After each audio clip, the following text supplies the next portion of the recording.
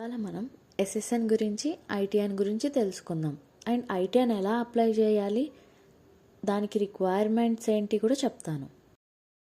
SSN అంటే మనకి ఇండియాలో ఆధార్ నంబర్ ఎలాగో యుఎస్లో ఉన్న వాళ్ళకి ఎస్ఎస్ఎన్ నంబర్ అలాగా.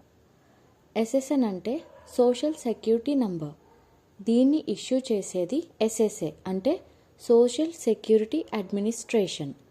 ఈ ఎస్ఎస్ఎన్ అన్నది 9 డిజిట్ నంబర్. ఇది 0 to 8 నంబర్ మధ్యలో స్టార్ట్ అవుతుంది. దీని అప్లయింగ్ ఫామ్ వచ్చేసి SS5. ఈ ఎస్ఎస్ఎన్ని దేనికి యూజ్ చేస్తారంటే identification purpose, tax filing, banking, investment, employment, credibility, వీటి కోసం ఎస్ఎస్ఎన్ని. నెక్స్ట్ ఐటీఐఎన్. అసలు ఐటీఐఎన్ అంటే ఏంటి? ఐటీఐఎన్ అంటే individual tax payer identification number. ఎవరికైతే ఎస్ఎస్ఎన్ ఉండదో వాళ్ళు ఐటీఐఎన్కి అప్లై చేసుకుంటారు. ఎవరు అప్లై చేసుకుంటారు అంటే నాన్ రెసిడెంట్ ఏలియన్స్ అండ్ ఎవరైతే dependent, spouse or child, relative of a US citizen or a resident alien, వీళ్ళు అప్లై చేసుకుంటారు ఇన్ కేస్ వాళ్ళకి ఎస్ఎస్ఎన్ లేకపోతే. ఐటీఐఎన్ అనేది 9 డిజిట్ నంబర్. ఐటీఎన్ ఎప్పుడు కూడా 9తోనే స్టార్ట్ అవుతుంది. ఇందాక ఎస్ఎస్ఎన్ 0 to 8 అన్నాం కదా, ఎస్ఎస్ఎన్ 0 to 8 అయితే ఐటీఎన్ మాత్రం ఓన్లీ 9తోనే స్టార్ట్ అవుతుంది. ఐటీఎన్ని ఓన్లీ ట్యాక్స్ పర్పస్ యూజ్ చేయడానికి మాత్రమే, not for any other purpose. ఈ ఐటీఐఎన్ ఏదైతే ఉందో ఐఆర్ఎస్ ఇష్యూ చేస్తుంది. ఐటీఎన్ అప్లికేషన్ ఫామ్ వచ్చేసి W7. ఐటీఎన్ అప్లై చేయాలి అంటే 1040 ట్యాక్స్ రిటర్న్ మ్యాండేటరీ. ఎప్పుడైతే ఐటీఎన్కి అప్లై చేస్తామో వాళ్ళు పేపర్ ఫైలింగ్ చేసుకోవాలి.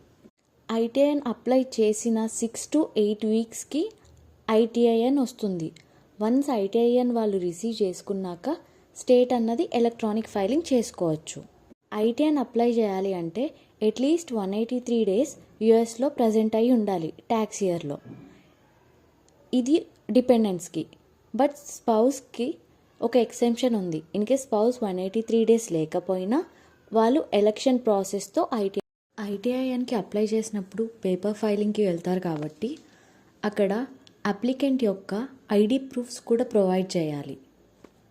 ఐటీఐఎన్ వల్ల ఏమైనా బెనిఫిట్స్ ఉన్నాయా అని అంటే, ఫైలింగ్ చేసుకునేటప్పుడు ఎవరైతే డిపెండెంట్స్ని యాడ్ చేసుకోవాలనుకుంటారో వాళ్ళ డిపెండెంట్స్కి ఐటీఐఎన్ ఉంటే వాళ్ళకి క్రెడిట్స్ వస్తుంది.